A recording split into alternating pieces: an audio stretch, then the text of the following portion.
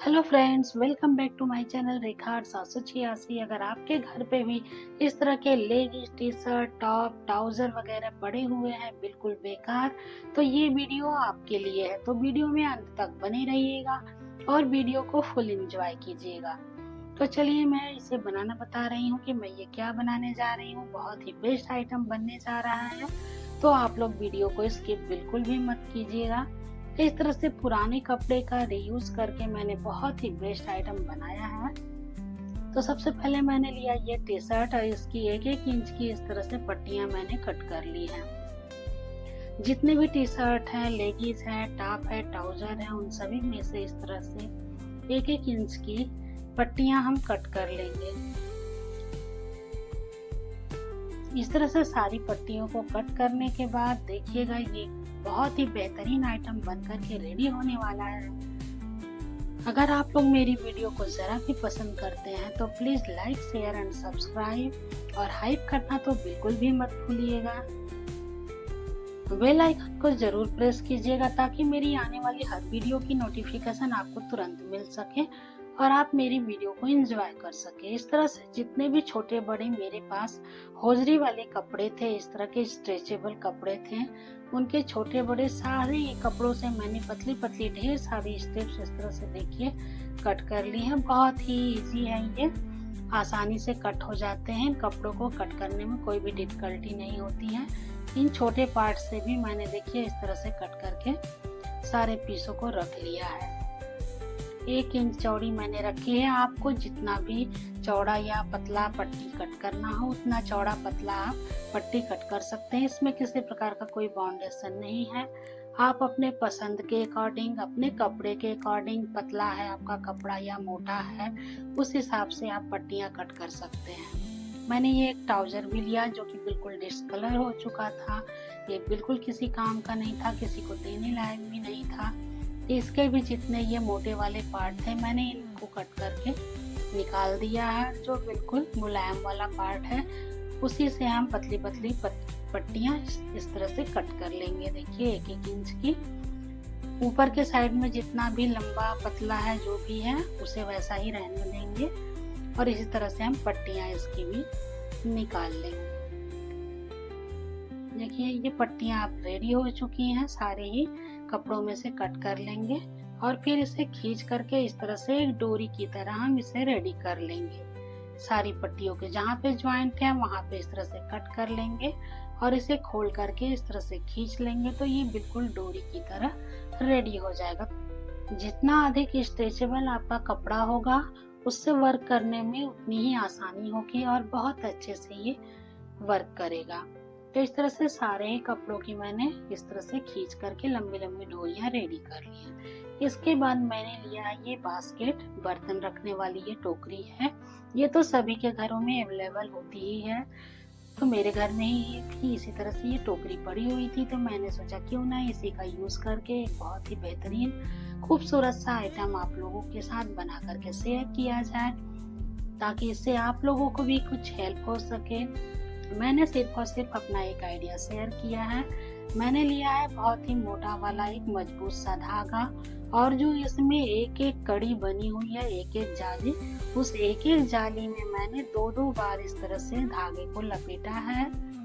2-2 धागे को इतनी दूरी पर लपेटा है कि 1-1 इंच की बीच में गैपिंग हो रही है। 1 इंच की दूरी है और जो 1-1 ये जो कड़ा लगा हुआ है, 1-1 तार लगा है, इस तार में एक तार में मैंने 2 बार इस तरह से धागे को लपेटा है। इसी तरह से पूरी डाली को हम इस तरह से धागे को लपेट करके कवर कर लेंगे। यहाँ पे लास्ट में देखिए, यहाँ पे ला करके इस तरह से थोड़ा सा एक्स्ट्रा धागा कट करेंगे और यहाँ पे कस करके एक नॉट लगा देंगे। ये जो धागा मैंने इस डाली में बांधा है, इस डलिया का धागा एकदम टाइट हमें बांधना है, लूज नहीं होना चाहिए। देखिए बिल्कुल टाइट है। अब इसके किनारे पर ये जो मैं आइटम बनाने जा रही हूँ तो ये सिकुड़न आती है इसमें, तो इस तरह से 1-1 धागे को बीच में इस तरह से छोटे ऊन का टुकड़ा लेकर के किनारों पर इस तरह से बांध दिया है। दोनों ये साइड में इस तरह से हम ऊन लेकर के बांध देंगे। तो ये हमारा नॉट लग चुका है अच्छी तरह से। अब ये एक जो हमने डोरी कट की है, इस डोरी को एक धागे में इस तरह से हम मोड़ करके रखेंगे और फिर लेंगे सुई धागा और सुई धागे से इसे अच्छी तरह से यहाँ पर सिल करके बिल्कुल पक्का कर देंगे, अच्छी तरह से फिक्स कर देंगे ताकि ये डोरी जो है यहाँ से खुले ना। सिल करके 2-3 नॉट अच्छी तरह से लगा देंगे और एक्स्ट्रा धागे को कट करके निकाल देंगे। अब यहाँ से हम बुनाई चालू करेंगे। तो बुनाई करने के लिए मैंने लिया है एक सेफ्टी पिन और सेफ्टी पिन को इसके छोर में इस तरह से लगा दिया और एक एक धागे को हम छोड़ेंगे और एक एक धागे को उठाते जाएंगे। इस तरह से हमें इस डाली पे बुनाई करनी है। किनारे पर मैंने 1 इंच धागे को छोड़ दिया है, बिल्कुल इसे चिपका करके मैंने बुनाई नहीं किया है।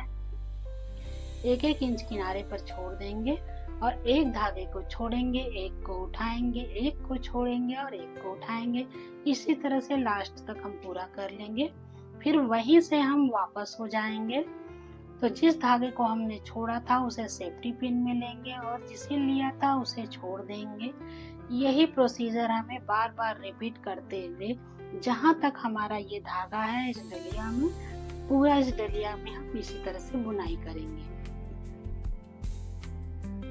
देखिए ये बहुत ही आसान है, बहुत ही कम समय में झटपट से बन करके रेडी हो जाता है।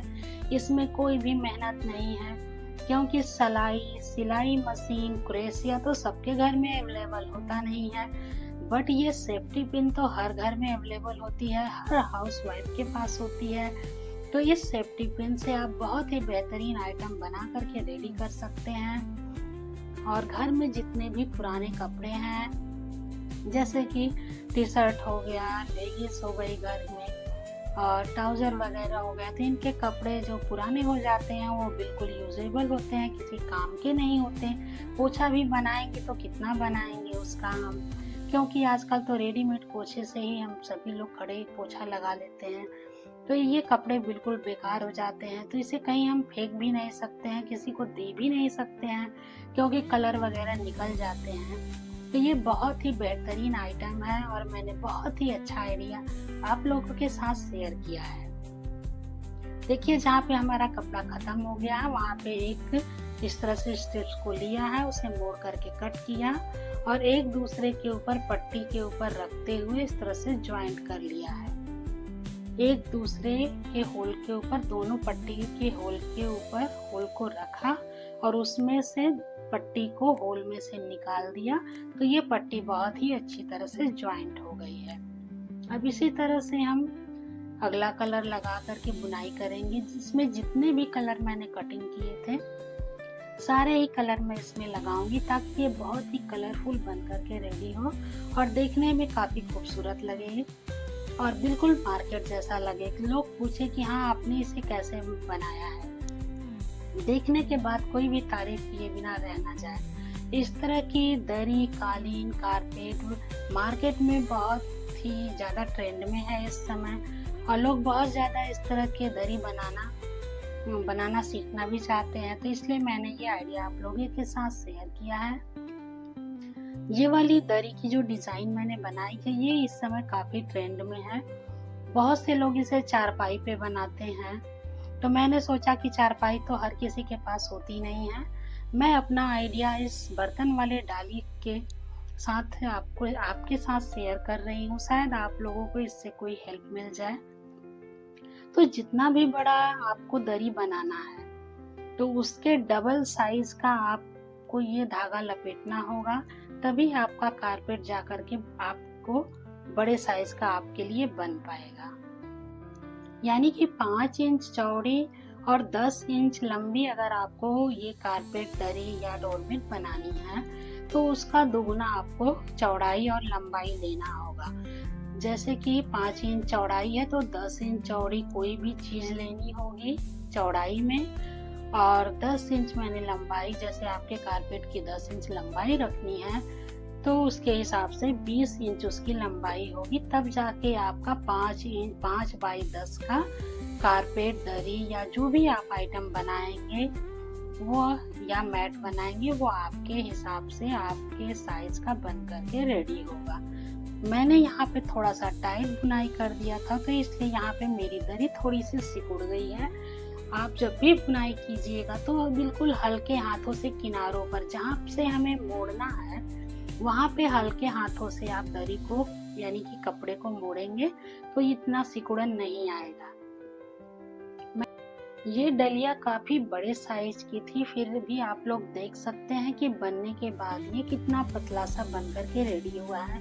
तो आप लोगों को अब तो अंदाजा लग ही गया होगा कि जब हमें जितना बड़ा साइज चाहिए उसका डबल साइज हम लेकर के बनाएंगे, तब जा करके हमारी जो मैट है वो हमारे साइज की, जितना बड़ा हमें साइज चाहिए उतना बड़ा बन करके रेडी होगा।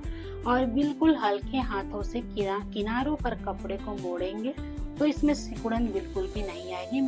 फिर इसके किनारों पर देखिए इस तरह से एक एक धागे को कट करेंगे और इस तरह से 3-4 नॉट किनारों पर लगा देंगे।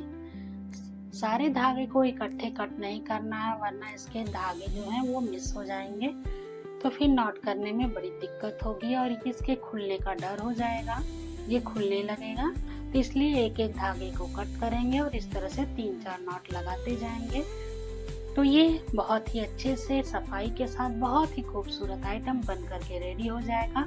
ये बहुत ही बड़े साइज का मैंने बर्तन का डलिया लिया है, फिर भी आप लोग देख रहे हैं कि ये सिकुड़ करके कैसा बना है। तो ये है इसका फाइनल लुक। आप लोगों को कैसा लगा मेरा ये आइडिया, कमेंट करके जरूर बताइएगा। अगर मेरी वीडियो जरा भी पसंद आती है तो मेरी वीडियो को लाइक जरूर कीजिएगा, इतनी मेहनत के लिए एक लाइक तो बनता ही है। और अगर चैनल पर पहली बार है तो चैनल को सब्सक्राइब जरूर कीजिएगा, अपने फैमिली और फ्रेंड्स में मेरी वीडियो को शेयर जरूर कीजिएगा। Thanks for watching, take care all. ऐसी ही इंटरेस्टिंग वीडियो के साथ मिलते हैं जल्द ही। देखिए कितनी फिनिशिंग के साथ बन करके ये रेडी हुआ है और बहुत ही कम समय में ये बन गया है, और कितनी सफाई के साथ कहाँ से इसमें जोड़ लगा है, कैसे इसकी बुनाई हुई है।